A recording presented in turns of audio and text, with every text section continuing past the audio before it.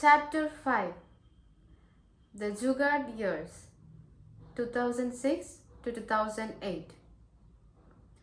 While I was trying to make sense of the curveballs coming my way in the early years, Matt too was trying to find balance on a sharp learning curve packed with experiences, changes, and lots of jugaad.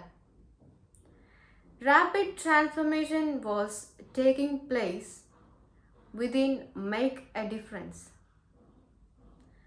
Between 2006 and 2008, Matt not only stabilized but also began the process of expansion which would put it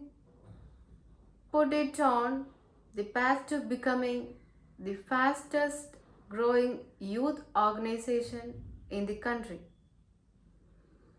Ground Zero 2006, One City, One Center, 30 volunteers 2008, 4 cities, 14 centers, 450 volunteers. The first year of Matt was a tough one, and there were moments when many of us were unsure how it would play out for the organization. Or maybe it was just me, because years later, when I voiced my misgivings, Neha laughed in my face. Really? Seriously? You thought you thought we wouldn't make it. Another lesson learned: older is not wiser.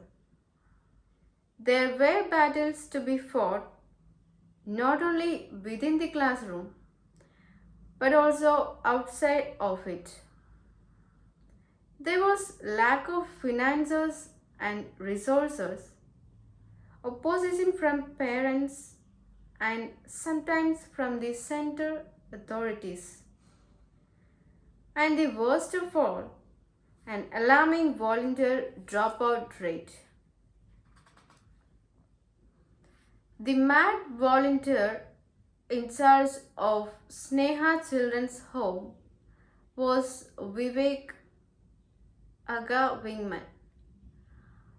On the days when he was at the gate to greet the incoming volunteers with a huge smile, my heart would sink. I knew that yet another volunteer had dropped out, and most often I would never see her or him again. Hey, Vivek would say in his cheeriest voice. And then, can you handle X more students in your class today? X being a number anywhere between 2 and 10. Sure, we would say in an equally cheery voice. What other reply was possible? There were volunteers who left due to parental pressure, but there were also the poor quality volunteers who quit as soon as the going got tough. MAD was a terribly young organization, still in the process of trying to figure out what worked, and that included volunteer selection process. So, although MAD had a stringent recruitment criteria, the outcome often fell short of expectation. Those of us who stayed on would shoulder the additional load in the knowledge that we were already working with minimum requirement, and any more dropouts would mean closure of classes at the center. We dug deep into our pockets for travel expenses and teaching resources.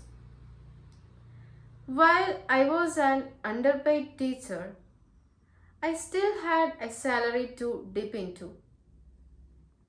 For the student volunteers to scrape together money each week for classes was not easy.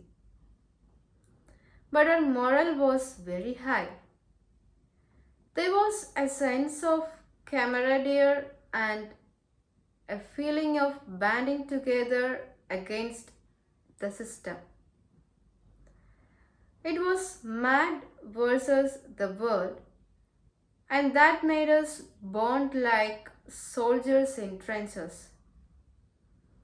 A fine state of affairs that students out to better the world should feel a sense of kinship with soldiers under fire. Each week that we survived was a miracle and a cause for rejoicing. It's amazing how far you can ride on youth and passion. But by the end of 2006, the tide was beginning to run. By 2007, the volunteer numbers were beginning to swell quite significantly, and a successful recruitment drive brought forth both the members and the quality volunteers required by MAN. Recruitment drive was a grand term for getting everyone the volunteers knew, and some they didn't, into an unused hall and talking their ear off about all things MAN. Since there was nothing to flaunt at present, there was much focus on the future plans. And it always worked. Most of the attendees usually came on board. Perhaps not so surprising after all, since MAD was pitching to its natural consistency, setting up structures with a piece of sheet. When MAD was an impoverished weekend wonder, things were simple enough and the rules were pretty basic. Survival. Everything was geared towards getting through the next weekend any which way possible. But as the organization expanded and the struggle for survival began to wind down, the focus shifted to building up of MAD. Some of these structures fell into place naturally, but the rest had to be shaped and reshaped till it conformed to the MAD blueprint, which throws up the million-dollar question. What was the MAD blueprint? The answer is fairly simple. It did not exist. Essentially, Make a Difference was shaped by the circumstances within which it evolved and the situations the organization encountered along the journey. In many ways, this gave MAD the flexibility and dynamism to flourish during the initial years of rapid growth when the organization was driven by individual enterprise and a strong sense of personal ownership. Post 2009, structures and processes began to come into play at MAD. But as of 2006, it was innovation and firefighting all the way. It was still the early months in 2006 when one of the founders brought up the need for rules and structure. He stormed into the weekend meeting, furious with the teacher volunteers at Maria Children's Home. Of the 7 volunteers, barely half had turned up for class. The rest had dropped out without so much as a by your leave. Neither the teacher absence nor the founder visit was an unusual event in itself. But there was an element of randomness to these activities that had to be eliminated. Jitin sighs nostalgically as he remembers the halcyon days. Best times ever. So far, the classes as well as the visits had been subject to personal initiative. Compulsion was never a factor. We were all natural rule breakers, which is probably why we had instinctively flinched from laying down rules or enforcing them. But Make a Difference had begun to expand beyond our immediate circle of friends, and we could no longer shy away from drawing up boundaries. Besides, this was never about us. It was about the children we taught. And if we wanted to continue to make a difference in their lives, we would have to rethink our present structure. But how many rules? And how many were too many? There were noisy debates within MAD, and the outcome was a piece of sheet which was officially introduced as the MAD rulebook in 2009.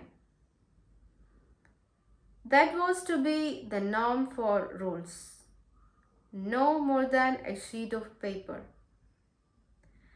After the rules were laid down, began the implementation. Attendance was marked for teacher volunteers. Absence was acceptable only if a replacement was in place.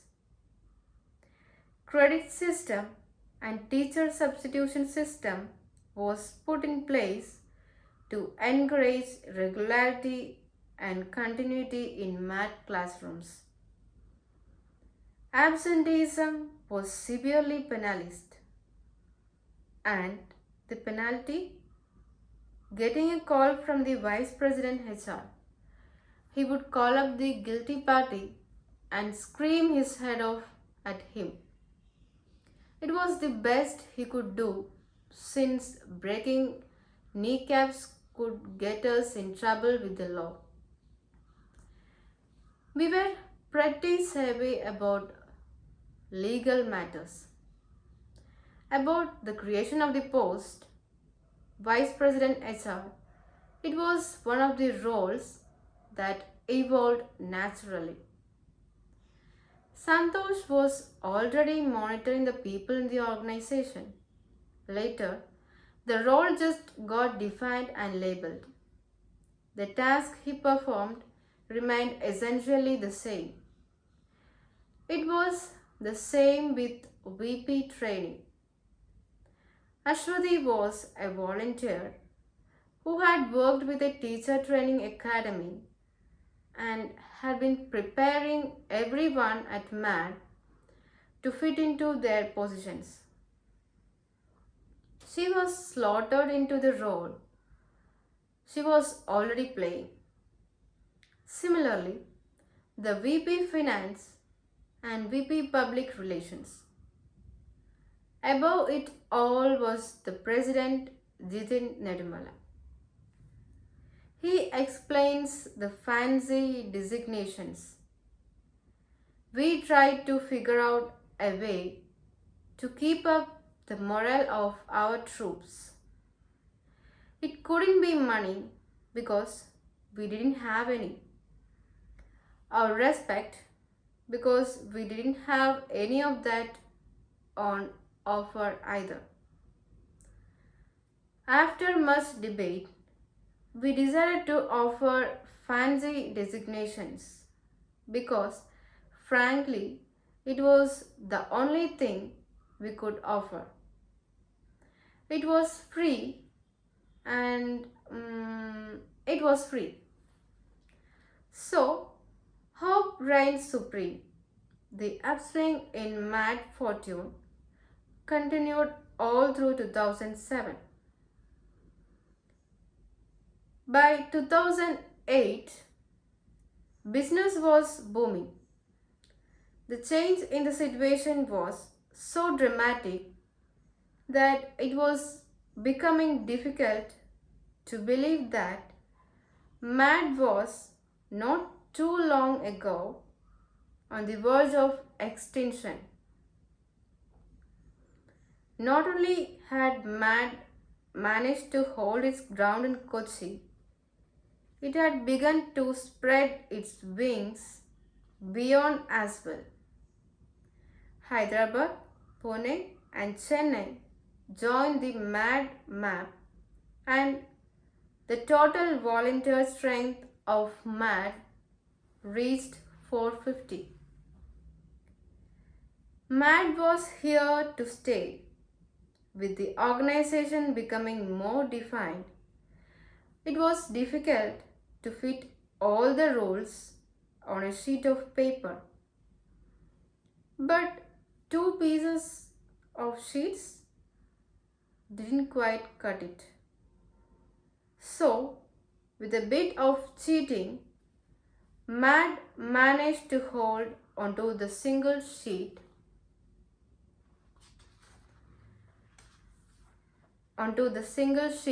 now. By writing on both sides of the sheet, a year later, the piece of sheet faded away. It just ceased to matter because by then everyone was aware of the minimum requirement of each role in MAD. But it lives on as a slice of nostalgia in the minds of all the early MAD volunteers. It is a reminder of simpler items. It is a reminder of simpler times when a single piece of paper was all that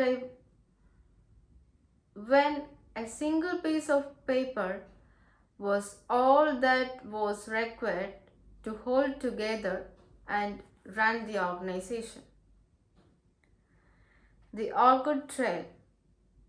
Another reminder of the good old days at MAD is Orchid. Yes, MAD is that old. But once upon a time, Orchid was the coolest thing in town before Facebook and WhatsApp ruined the party. We were fanatical about transparency and openness, says Jitin. Most of us had known the frustration of one-way communication, which is essentially not communication at all, but laying of diktas. So, when it came to building our own organization, one of the first things we worked on was ensuring open access to all MAD information and participative decision making. Orchid was the volunteer management system that was deployed to keep the communication lines open and buzzing within MAD. Orchid was used to give information on all MAD related events and activities for feedback from classrooms. The communication of 2006 has personal overtones and lots of inside jokes.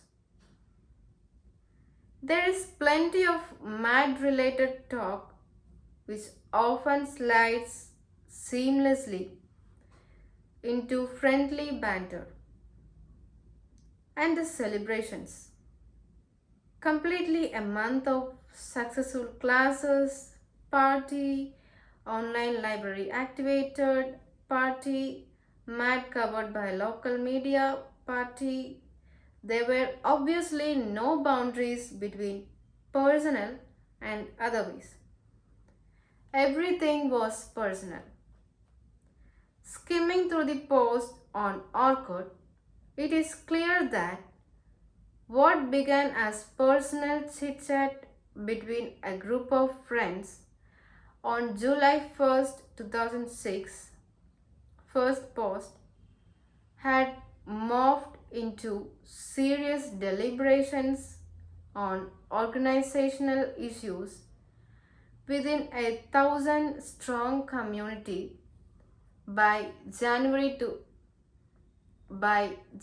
29, 2010, last post. It is obvious that with swelling numbers, Orkut became more and more important to streamline the functioning of man. In fact, within 6 months, the communication pattern shows a perceptible shift away from the personal.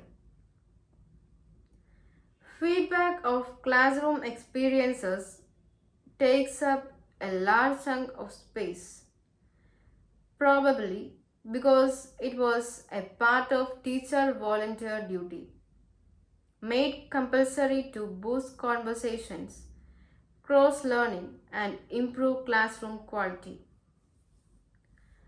There is also intense discussion on changes and improvements needed in math. Interspersed in between are posts about children's camps, Christmas celebrations, recruitment drives, you awesome people kind of motivational messages, and sundry administrative details. And by the time the last communication, notice about a recruitment drive in Bangalore on Orkut rolls out, MAD has shed all traces of being a personal project. Being Mr. X. The most interesting of all is the very first post on Orkut that has a founder member, Sujit Burki, apologizing profusely for getting his name into the local media as a mad spokesperson. The discussion then centers on formalizing the unspoken no camera rule at MAD. The consensus among the founders was that MAD would always be an organization where the focus would be on the cause and the foot soldiers who actually made things happen. To this end, the founder members were to avoid hogging the limelight or using the media for personal glory. Burki still holds on to that principle quite seriously. When he learned that I was writing this book, he made his position quite clear. He informed me that I did not want my name to be mentioned as one of the founders in the book. Long ago, we had made a rule for ourselves that we wouldn't be mentioned in any article with our name tagged as founders. This was in order to keep the identity of MAD as a mass movement rather than that of one spearheaded by any key person. You can mention me as Mr. X or Batman or something. Hope we can find a way to do that. When I received this mail, I paused for a long while to savor the moment. Some things have not changed at MAD in these 8 long years. The most important things. For all the external changes at heart, MAD remains a bunch of idealistic young people working towards a better world. The essence of MAD still yields all that is right with this world. After a careful consideration of their request, I decided against changing names. Within Make a Difference, there can be no camouflaging the real identities, even if the names are changed. Outside of MAD, the names mean nothing to anyone. So the whole exercise seemed rather futile to me. The Ashoka Staples Youth Social Entrepreneur Award 2008. But there was more to come that year. After Mammoth campaign, MAD won the Ashoka Staples Youth Social Entrepreneur Award, an international competition with entries from 61 countries around the world. As the only entry to qualify from India, MAD had an uphill task ahead of them. They faced stiff competition from the other finalists who worked in fields as diverse as microfinancing, China, fighting dengue in villages and neighborhoods, Argentina, Refugee Health Initiative, Zambia, helping slum dwellers develop a system of primary health care system, Mali. Since the winner is decided on the basis of public voting, MAD volunteers threw themselves into a frantic offline and online campaign. Orkut, but of course, to garner support for their cause. The Orkut post from 2008 revealed the MAD community a buzz with meetings and strategizing which culminated in the Shut Up and Vote campaign. Cutting out all the noise and going in for action instead helped MAD end the year on a winning note. On November 14, 2008, Make a Difference won their first big award. There is a picture of the jubilant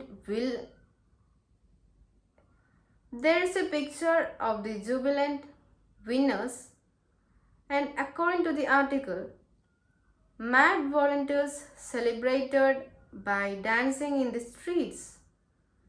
Apart from giving them the opportunity to wear down the streets of Kochi, the award provided Make a Difference with a global platform from which to pitch their cause.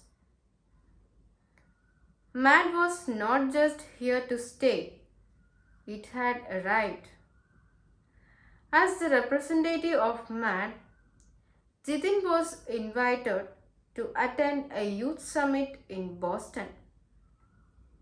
He was a speaker at Kennedy School, Harvard, where he shared his experiences on the logistics of scaling up a youth organization. The visit also gave Make a Difference access to influential global donors, making a significant difference to Matt's financial standing in the short and long run.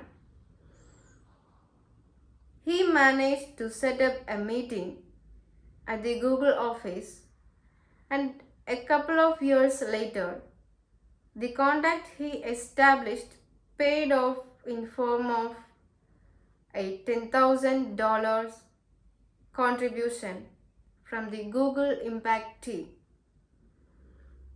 Another donor, Global Funds for Children, went on to become a regular contributor to Matt's programs.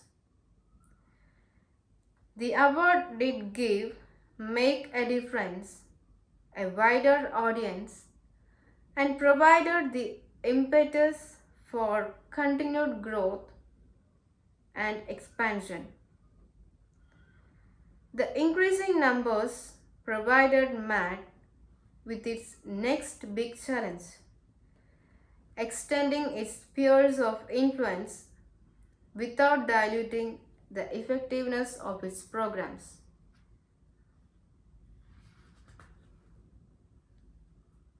The expansion dilemma.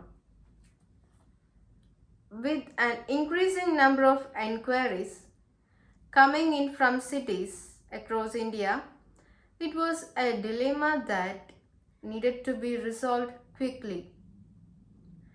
At that point, 2008, Matt was operating in 3 cities outside of Kochi, and the results were a mixed bag. Sujit Worki, who had been a part of the entire Matt journey, beginning with the first visit to Matt, was the one to set up the first Matt chapter outside Kochi.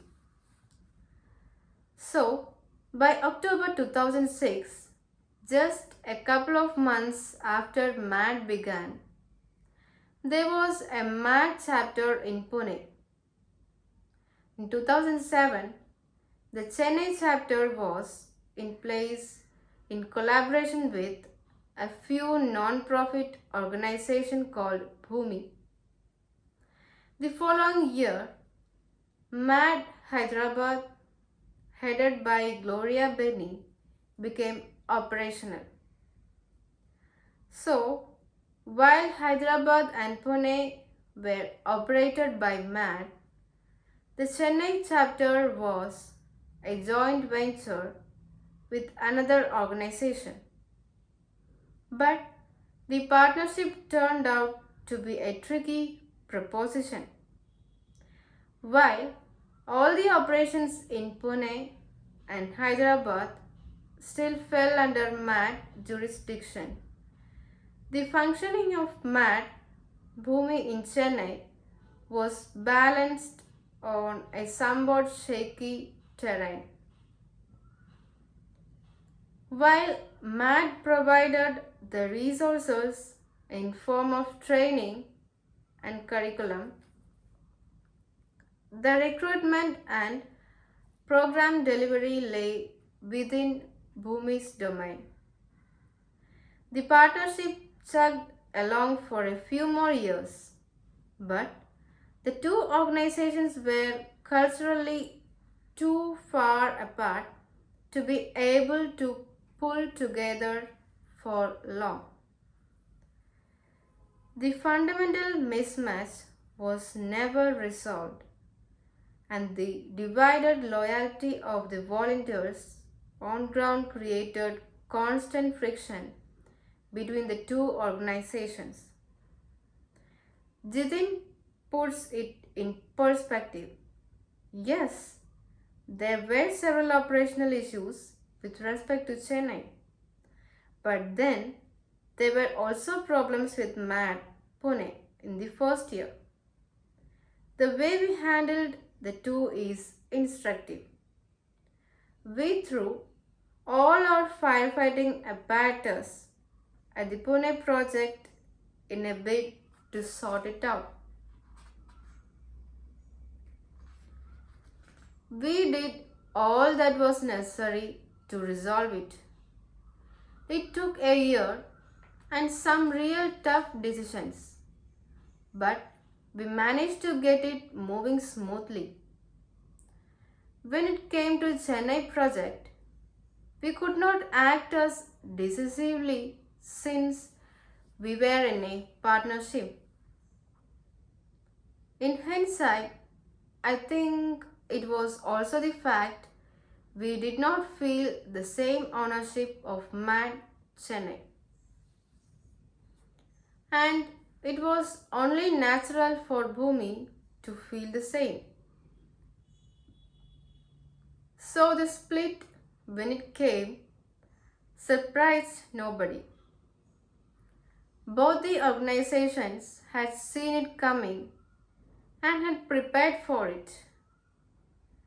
The breaking point came in 2012 when Bhumi wanted flexibility in volunteer recruitment. But MAD was unwilling to compromise on the criteria for volunteer selection. Since neither side was willing to give an inch, it was time to go separate ways.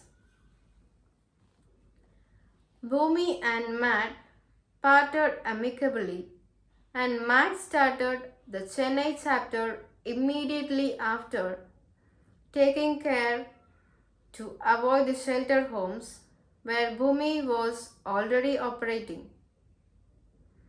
At MAD, we pride ourselves on being a collaborative, helpful non-profit, says Jitin. And overall, the partnership worked well for both organizations.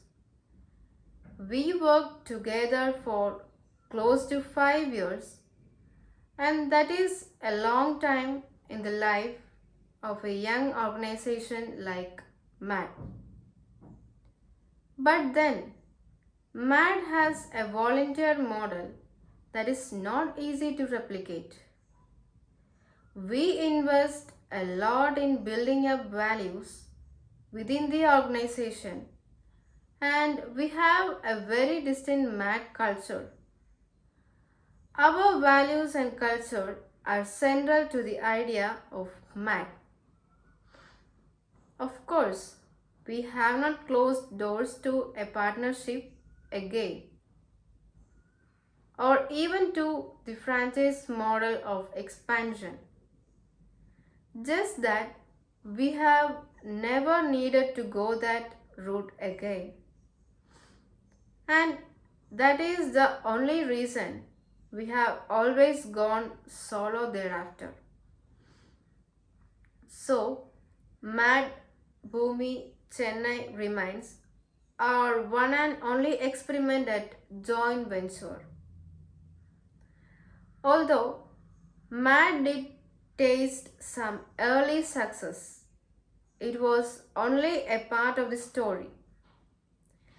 MAD had to also contend with the growing pains of these formative years, where every success brought forth a fresh round of challenges, and each answer spawned a whole new series of ever more complex questions.